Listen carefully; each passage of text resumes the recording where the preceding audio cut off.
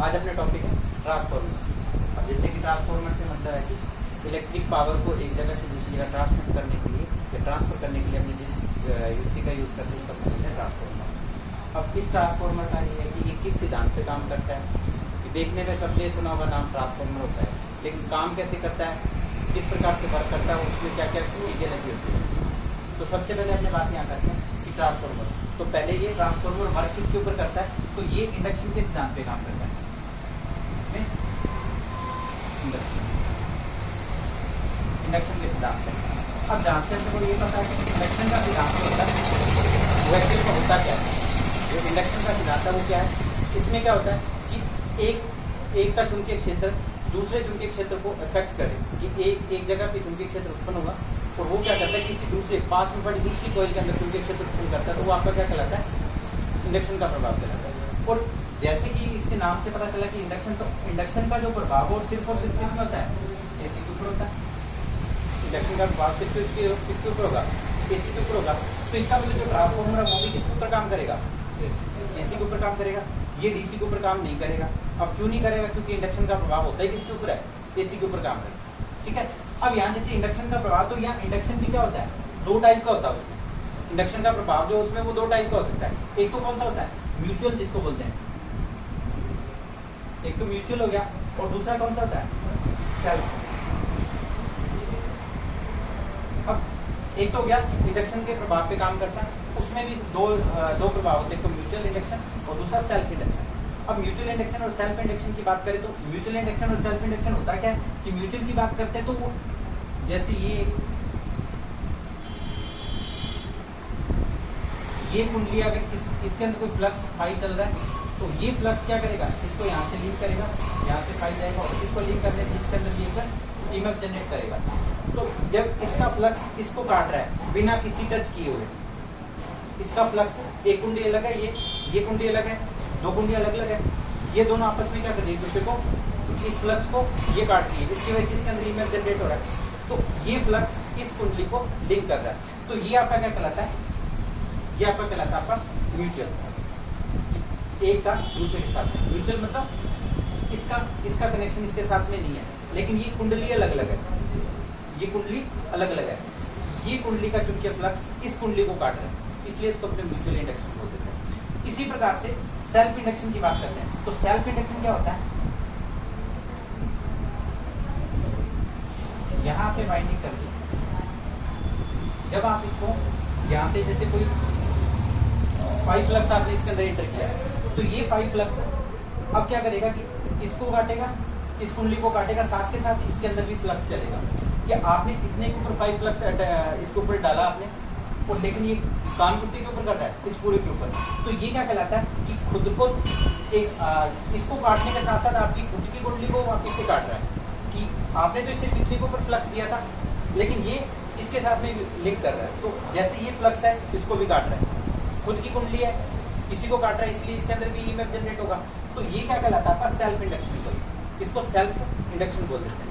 Mutual induction का मतलब ये हो गया और सेल्फ का मतलब ये हो गया। तो ये दोनों प्रभाव अपने काम करते हैं किसमें, ट्रांसफॉर्मर। सेल्फ भी काम करता है, सेल्फ भी काम करता है, म्यूचुअल भी काम करता है, सेल्फ भी और म्यूचुअल भी। जैसे इनके नाम, ये जो अपने नॉर्मल ट्रांसफॉर्मर की बात करते हैं, ये ट्रांसफॉर्मर ये हो जाता है, म्यूचुअल पे वर्क करेगा।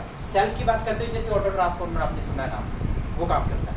ठीक है, तो अभी तो अपने ये पता चल गया कि ये ट्रांसफॉर्मर वर्क किसके ऊपर करता है, तो किस सिद्धांत पे काम करता है, इंडक्शन के सिद्धांत पे काम करता है। और इंडक्शन हमेशा प्रभाव किसके ऊपर होता है, एसी के ऊपर होता है, डीसी के ऊपर नहीं होता।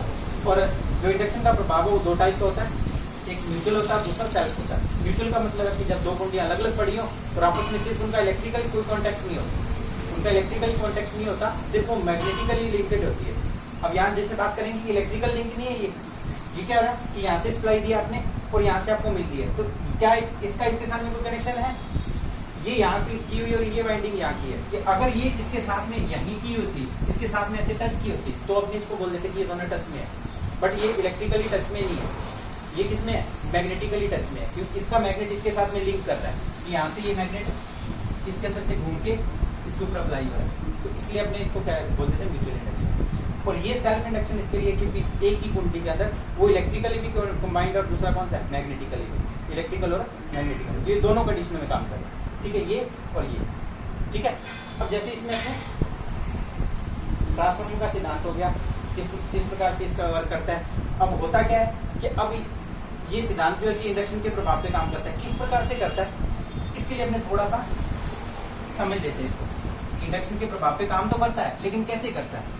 तो अपने एक फ्राइडे का लॉ था, फ्राइडे का एक लॉ था जिसके अंदर ये था कि जब कोई कंडक्टर चुंबकीय क्षेत्र के अंदर चुंबकीय क्षेत्र को काटता है तो उसके अंदर एक ईएमएफ जनरेट होता है। ये अपने एक फ्राइडे का नियम था, लॉ था, जिसके अकॉर्डिंग ये था कि जब किसी कंडक्टर को चुंबकीय क्षेत्र द्वारा काटा जाता है या चुंबकीय क्षेत्र द्वारा किसी कंडक्टर को काटा या कंडक्टर किसी चुंबकीय क्षेत्र को काटेगा तो उसके अंदर एक ईएमएफ जनरेट होता है। उसी सिद्धांत पे ट्रांसफार्मर काम करता है। वो किस प्रकार से, जैसे ये ट्रांसफार्मर है, कुंडली ले लिया,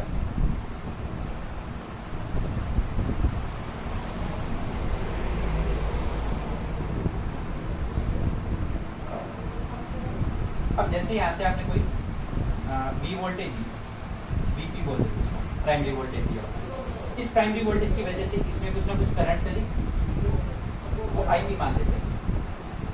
अब ये आईपी की वजह से यहाँ पे क्या हो गया, 5P जनरेट हो गया, प्लस 4 5P जनरेट हो गया। अब ये 5P क्या होगा, ये जो 5P है ये क्या करेगा, इसको लीड करेगा। अब अपने को पता है यहाँ से आप कौन से हो, एसी सप्लाई की जा रही है, जो सप्लाई दे रहे वो कौन सी है, एसी है। तो ये जो एसी सप्लाई है, एसी की वजह से जो चुंबकीय फ्लक्स होगा वो भी कैसा होगा, अल्टरनेटिव टाइप का, अल्टरनेटिव टाइप का आएगा, एसी टाइप का आएगा। अब प्रवर्ती टाइप का तो वो क्या होगा कि जैसे इसके इस तरह से लिंक कर रहा है तो ये इसको भी इस टाइप से काटेगा, जैसे इसको काटेगा, काटने से जैसे फ्राइडे का जो लॉ था, लॉ के अकॉर्डिंग ये था, इसने बोला था कि E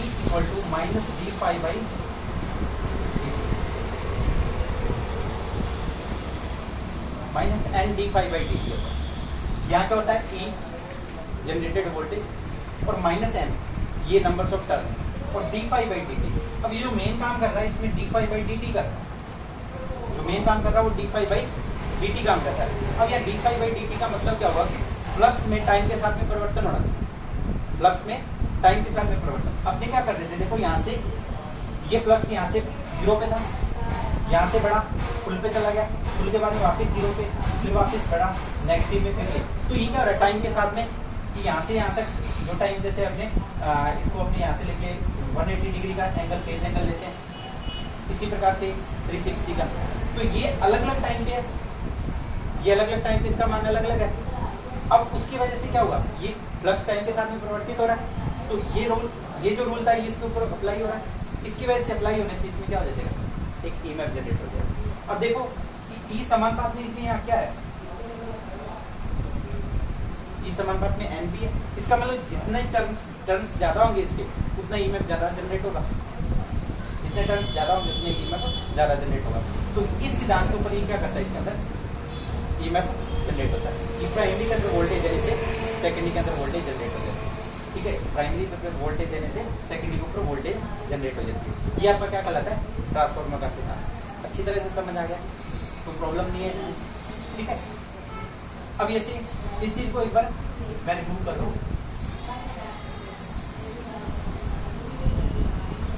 अब जैसे इसके बाद में आगे का टॉपिक है ट्रांसफार्मर की संरचना। ट्रांसफार्मर की संरचना, ट्रांसफार्मर में एक्चुअल में क्या होता है, क्या क्या चीजें होती है। तो जैसे मेरे लिए अपने नॉर्मल जो चीजें अपने काम में आती है वो चीजें देखो, एक तो ये हो गया, जैसे अपनी ट्रांसफार्मर ने ये बनाया था,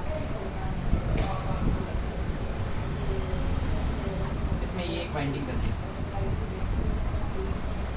ठीक है। अब यहाँ देखो ये जो है ये एक वाइंडिंग है, एक वाइंडिंग ये है, दो वाइंडिंग होगी अपने पास, एक वाइंडिंग ये होगी, एक वाइंडिंग ये होगी, दो वाइंडिंग अपने पास। अब यहाँ बात करते हैं कि इस वाइंडिंग को अपने अलग अलग नाम देते हैं। तो देखो ट्रांसफार्मर में जो मेन वर्क कर रहा है इस वाइंडिंग का, इस वाइंडिंग का, तो एक तो ये पार्ट, इसका मेन पार्ट क्या होगा, एक तो वाइंडिंग होगा,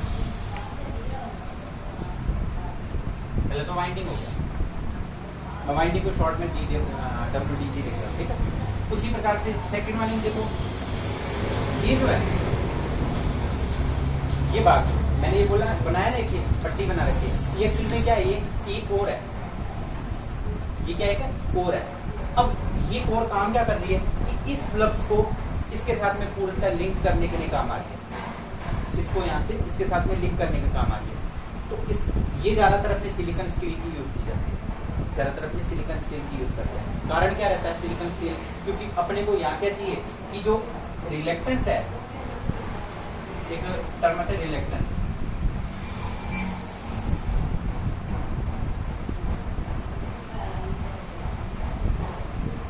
एक टर्म है रिलेक्टेंस, जो कि अपने मैग्नेट वाले चैप्टर में पढ़ा हुआ है। रिलेक्टेंस का मतलब क्या होता है कि जो फ्लक्स में फ्लो होने में जो बाधा उत्पन्न करता है वो रिलेक्टेंस होता है। तो अपने को ऐसा पदार्थ यहाँ पे यूज करना है, क्योंकि अपने को सारे फ्लक्स इसके साथ में लिंक करना है, सारा फ्लक्स इसके साथ में लिंक करना है।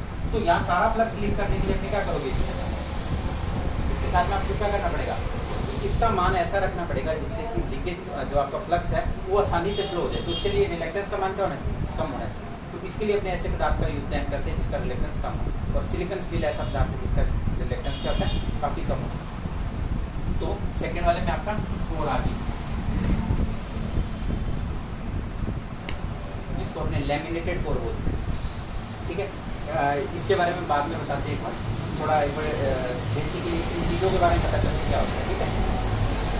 अब बाइंडिंग होगी, कोर होगी। तीसरा टॉपिक इसमें देखो, तीसरी चीज आती है कंटेनर। अब अपने ये है कि ये चीजें अपने बाहर तो रख नहीं सकते, खुले में तो रखोगे नहीं, रखने के लिए इसको क्या करना पड़ेगा, आपको कोई बॉक्स बनाना पड़ेगा। तो इसको क्या करते हैं, बॉक्स के अंदर फिट करते हैं। जैसे मान लो आपने इसको बॉक्स के अंदर फिट करते हैं, तो ये आपका कंटेनर। थर्ड पॉइंट पे क्या हो गया,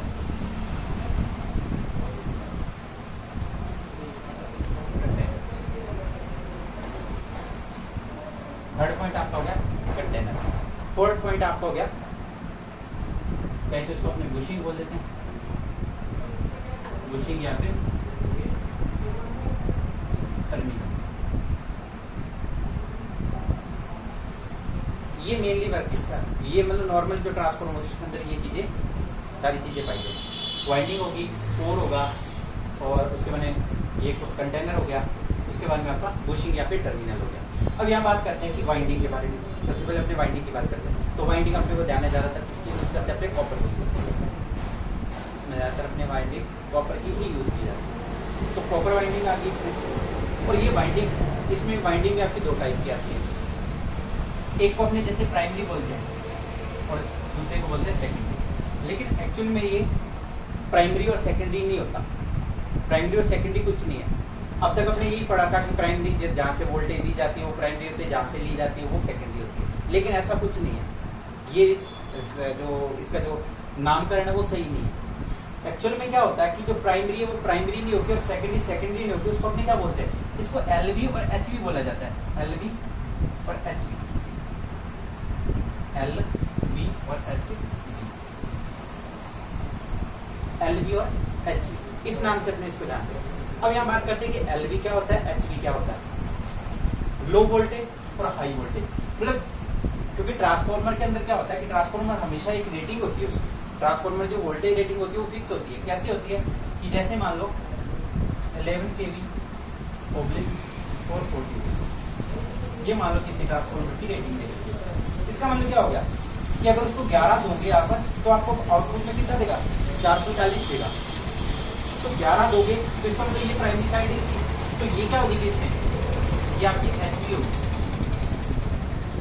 इसी प्रकार से ये सेकेंडरी, तो ये क्या हो जाएगी, एलवी हो जाएगी। अब ये बात करते हैं कि एचवी कभी भी एलवी नहीं हो सकती और एलवी कभी एचवी नहीं चेंज हो सकती। कैसे, जैसे मान लो अभी सबसे पहले अपने बात की थी कि प्राइमरी सेकेंडरी, अगर मैं इसको प्राइमरी बोल देता हूँ और इसको मैं बोल देता हूँ सेकेंडरी, मैंने इसको बोला प्राइमरी और इसको क्या बोला मैंने, सेकेंडरी। अब प्राइमरी में क्या हो गया कि जहां से अपने वोल्टेज देते हैं उसको प्राइमरी है। अगर मैं क्या करूँ कि वोल्टेज मैं यहाँ से दे दूँ तब क्या हो जाएगा, ये प्राइमरी हो जाएगी और ये सेकेंडरी हो जाएगी, मतलब प्राइमरी सेकेंडरी में चेंज होगी। लेकिन क्या है कि जो एचवी और एलवी है वो कभी भी चेंज नहीं होगी। कैसे नहीं होगी कि आपने यहाँ से जैसे वोल्टेज आपने 11 kV दी तो आपको यहाँ से 440 वोल्ट मिलेगी मान लो। लेकिन अगर आप क्या करते हो कि यहाँ आपने 440 दी तो इधर आपको क्या होगा, ऐसा नहीं कि आपको 11 kV इधर मिल जाएगी, नहीं मिलेगी। रेशियो क्या है कि 440 ये एचवी है और ये आपकी क्या होगी, एलवी है। तो इसी के रेशियो में ये क्या होगी, कम हो जाएगी। अब ये जैसे मान लो कि 100 या 110 जो भी वोल्टेज इसमें मिलेगी वो, तो इसका मतलब ये एचवी हमेशा एचवी ही रहेगी और एलवी हमेशा एलवी रहेगी, कि ये वोल्टेज हमेशा ज्यादा रहेगी और ये वोल्टेज हमेशा कम ही रहेगी, ये ज्यादा ये कम, समझे। तो इसलिए ट्रांसफार्मर की जो अपने वाइंडिंग की जो बात करते हैं वो एचवी और एलवी सबसे बेस्ट है, क्योंकि उसमें आपको चेंज नहीं कर सकते। आप ये नहीं कहोगे कि हाँ सर एचवी चेंज होगी, एलवी चेंज होगी, या उसमें प्राइमरी सेकेंडरी तो वोल्टेज के अकॉर्डिंग है, जिस साइड से वोल्टेज थी वो बोले प्राइमरी होगी, जिससे ली वो आप बोले सेकेंडरी होगी। लेकिन क्या है ऐसा प्रत्येक जगह पे सफिशिएंट नहीं है कि आप ये बोलो कि इसी साइड से वोल्टेज देनी है, आप दूसरी साइड से दे सकते हो। तो इसका मतलब जैसे 11 kV थी तो 440, तो इसमें ये वोल्टेज इधर और ये वोल्टेज इधर, ठीक है। तो ये तो आपका बाइंडिंग हो गया। कोर की बात की थी, कोर भी आपकी क्या होगी, लैमिनेटेड कोर होती है, जो आपका सिलिकॉन स्टील की बनी हुई पत्तियां उनको जोड़ के आपस में मिलाया जाता है। तो अब ये बोलते हैं कि इसको सिलिकॉन लैमिनेटेड कोर बोल देते हैं। आप जैसे देखो उसमें लैमिनेटेड कोर लिखा है।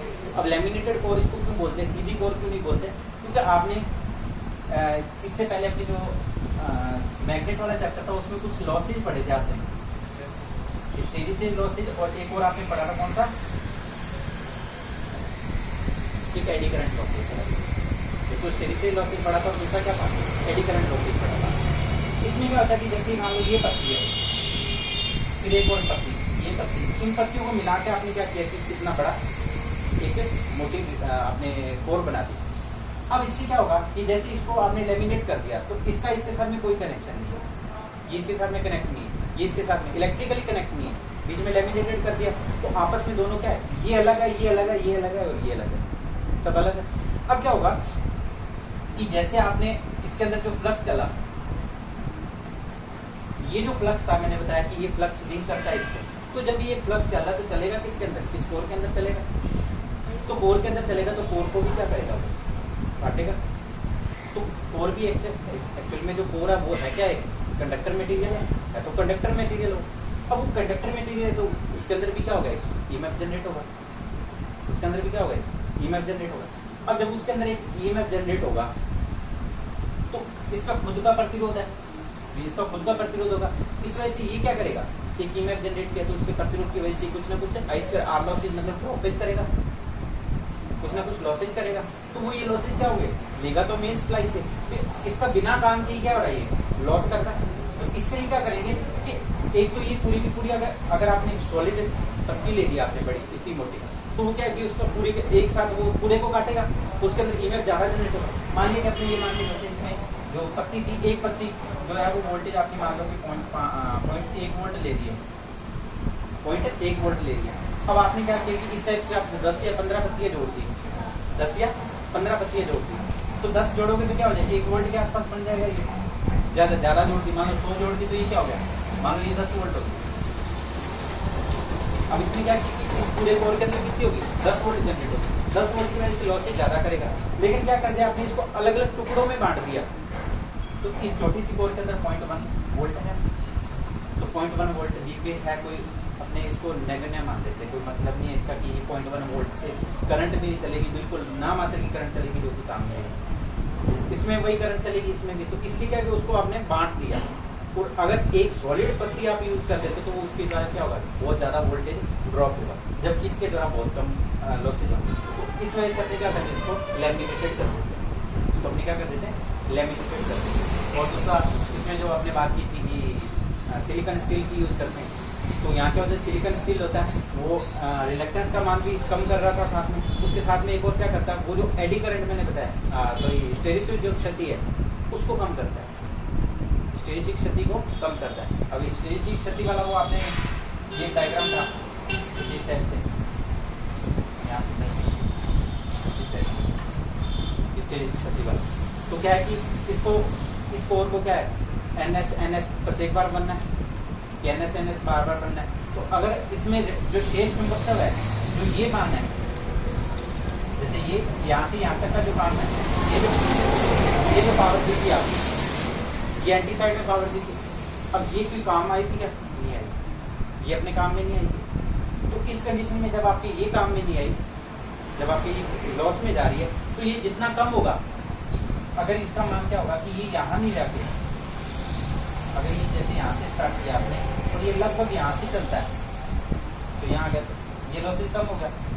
और अगर कोई दूसरा पदार्थ लेते तो वो यहाँ तक जाता है, इतना लॉसेज और ये तो इसमें लॉसेज भी क्या हो गया, कम हो गई। तो डिफरेंस स्टेप की वजह से ये अपने को प्रॉफिट हो जाता है। ठीक है, समझ में आ गया। और की बात होगी ये कंटेनर की बात करें तो कंटेनर मतलब क्या कि एक जो जैसे लोहे का या कभी एक बॉल बना रखा है आपने, क्या एक बॉक्स बना रखा है जिसके अंदर ये सारी वायरिंग और ये डाल और उसी के अंदर अपनी इंसुलेशन ऑयल वगैरह डालते ताकि ये ठंडा भी रहे और बाहर से कोई सीधा आदमी उसके साथ में टच में भी है। बुशिंग या टर्मिनल, जो ये बाहर जो वायरिंग है इसको बाहर निकालने के लिए जो टर्मिनल लगे होते हैं उसको क्या बोलता है, टर्मिनल या फिर बुशिंग बोलते हैं। तो ये उसके वाइंडिंग के कुछ उसके अंदर क्या क्या बाहर हो सकते हैं, ये थे। इसके बाद में अपने हम बात करते हैं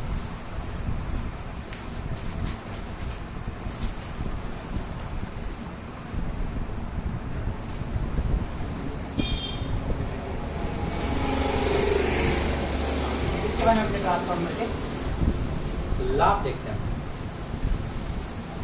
ट्रांसफार्मर के कुछ ना कुछ लाभ है, तो अपने ट्रांसफार्मर यूज करते उसके क्या क्या लाभ हो सकते हैं।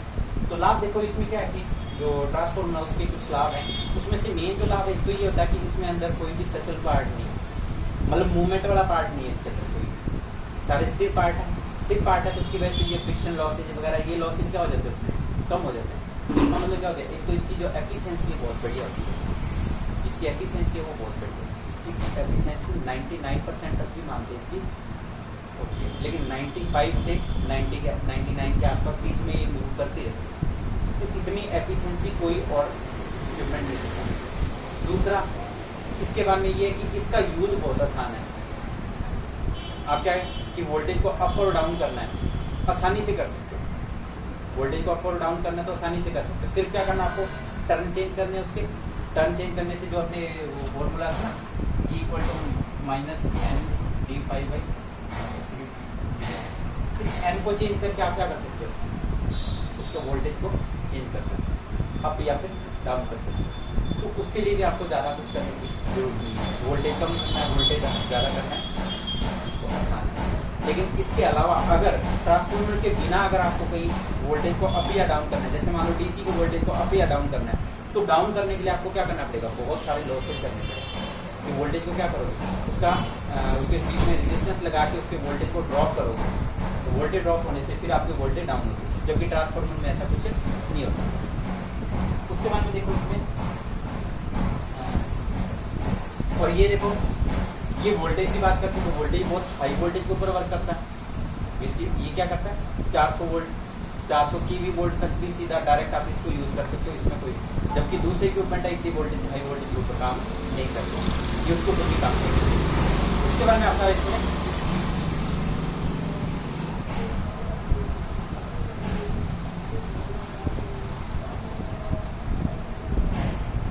दूसरा, जैसे अपने पारेषण की बात करते हैं, जैसे ट्रांसमिशन लाइनों की बात करते हैं, तो वहाँ पे क्या होता है लॉसेज बिल्कुल कम हो जाते हैं इसकी वजह से, ट्रांसफार्मर की वजह से। वो कैसे कि देखो कि इसकी जो एस्टिमेटिंग कॉस्टिंग जो होती है कि ट्रांसमिशन में जो पावर को ट्रांसमिट करने के लिए जो टोटल जो एवरेज कॉस्टिंग पड़ती है वो डीसी के मुकाबले इसमें बहुत ज़्यादा सस्ती पड़ती है। कारण क्या होता है कि देखो डीसी को आपको स्टेप अप करना है तो उसके लिए सीधा कोई मेथड नहीं आपके पास, क्योंकि जो आप पावर लेके जा रहे हो, जैसे मान लो कि ये कोई जनरेशन मशीन है और ये आपका कोई सब स्टेशन है, ये कोई जनरेशन स्टेशन का, ये आपका सब स्टेशन है। अब यहाँ से आपको पावर क्या करनी है, यहाँ ट्रांसमिट करनी है। अब क्या है कि ये पावर जो है मान लो कि आपका 100 मेगावाट, ये पावर आपको 100 मेगावाट की यहाँ पावर ट्रांसमिट करनी है। अब इसके लिए क्या है कि अब यहाँ से यहाँ तक के लिए जैसे आप लाइन बिछाओगे, लाइन बिछाते हैं, अब लाइन बिछानी है तो उसके अंदर ये होगा कि ये और ये लाइन का जो साइज है, ये लाइन का जो साइज है ये किसके ऊपर डिपेंड करेगा कि इसमें से चलने वाली करंट के ऊपर डिपेंड करेगा। अब अगर ज़्यादा करंट चलेगी तो लाइन का साइज जो कंडक्टर है वो आपको मोटे रखने पड़ेंगे, और अगर लाइन का करंट कम है तो उसके लिए वोल्टेज आपको कंडक्टर का साइज क्या रखना पड़ेगा, कम रखना पड़ेगा। अगर इसका कंडक्टर का साइज आपको मोटा रखोगे तो इसके लिए जो जैसे मान लो कि यहाँ से टावर लगाओगे,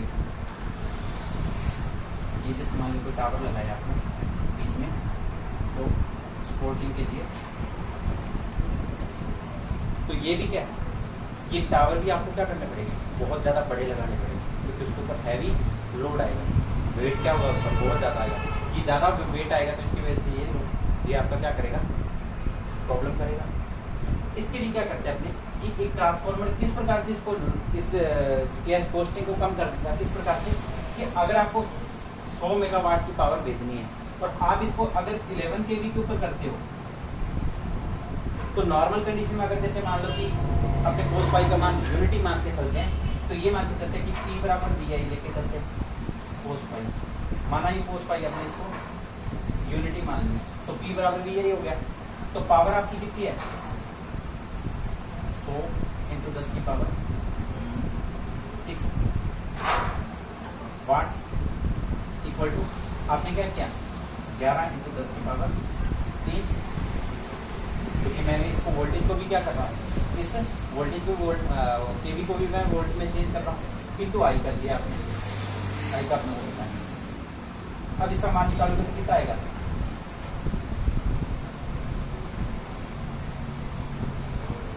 इससे काट दिया तो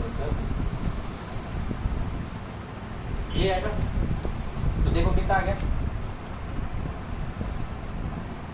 1 लाख आ गया क्या, 1 लाख एम्पीयर आ गया। ठीक है, कि अगर इसको सीधा आप 11 kV के ऊपर इसकी पावर को ट्रांसमिट करोगे तो कितना आ गया, 1 लाख एम्पीयर आ गया। अब इसी को मैं अगर यहाँ पे 11 kV की जगह 220 kV ले लेता हूँ, यहाँ का करते 220 kV लेता हूँ, अब क्या होगा इसमें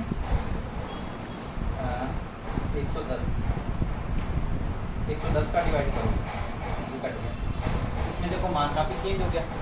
जैसे 1 लाख की एम्पीयर करंट चल रही थी, इसमें हो सकता है 10,000 का आसपास पहुंचे, 10,000 उससे कम हो जाएगी। तो इस प्रकार से अपने को ये ध्यान चल रहा है कि जैसे आप इसको जैसे चेंज करोगे पावर को, जैसे केवी के ऊपर 11 kV के ऊपर लेके जा रहे तो चेंज हो रहा था, अगर इसको आप 400 kV के ऊपर लेके जाओ तो और चेंज हो जाएगा। तो वोल्टेज को बढ़ा के इसी पावर को ट्रांसमिट करोगे तो पावर क्या हो रही थी, तो ये पावर यहाँ तक पहुँचाने में आपको जो करंट का रेटिंग थी वो क्या हुई, कम हो रही। इसका मतलब इस जनरेशन से जो वोल्टेज जनरेट हुई उसको यहाँ तक भेजने के लिए जितना हाई वोल्टेज के ऊपर आप इसका ट्रांसमिशन करोगे उतना ही आपको सस्ता पड़ेगा। तो उसके लिए क्या कि ये जनरेशन तो आपका क्या हो रहा है, नॉर्मल या तो 11 kV होगा या 33 kV, ये जनरेशन तो या तो 11 kV के ऊपर होगा या 33 kV। मैक्सिमम अपने ज़्यादातर अपने यहाँ इंडिया में ज़्यादातर जो अपने 11 kV करते हैं, हो सकता है कई जगह 33 भी करते हैं, लेकिन नॉर्मल अपने 11 kV लेते हैं। अब इस 11 kV को अगर आपको 400 kV में चेंज करना है तो उसके लिए आपको क्या करना पड़ेगा, ट्रांसफार्मर का यूज करना, और वो ट्रांसफार्मर आप कहाँ यूज करोगे, इस पॉइंट पर करोगे। और ये क्या करते हैं, इसको यहाँ ट्रांसफार्मर ने इसको जनरेट किया हाई पावर, और वो पावर कहाँ जाएगी यहाँ। तो इसके लिए आपने क्या हो गया, जो ट्रांसमिशन का जो कॉस्ट थी वो आपकी कम पड़ेगी, कम होगी, इससे आपने को काफ़ी फायदा होगा। इसी प्रकार से आगे आप बात करते हैं कि विद्युत शक्ति पास होने वाले वोल्टेज भाग को ट्रांसफार्मर सूचना से जुड़ा किया जा सकता है, जबकि डीसी प्रणाली में इस कार्य के लिए बूस्ट होता है या मोटर की। अब यहाँ से जैसे मान लो कि 400 kV वोल्टेज आपने जनरेट की और यहाँ पे आपकी वोल्टेज क्या होगी, डाउन होगी। यहाँ से 400 kV वोल्टेज आपने यहाँ से भेजी और यहाँ पहुँचते 400 kV से कम होगी, तो कोई दिक्कत नहीं, आप यहाँ ट्रांसफार्मर लगा के उसको क्या कर सकते हो, स्टेप कर सकते हो। जो आपको जो रिक्वायर्ड है, जो भी आपको वोल्टेज चाहिए वो वोल्टेज आपका ये बना देगा। इस वजह से आपका ट्रांसफार्मर के द्वारा आप उसको यूज आसानी से कर सकते हैं। ठीक है, तो ये इसका था कुछ ट्रांसफार्मर के लाभ भी कुछ करना बंद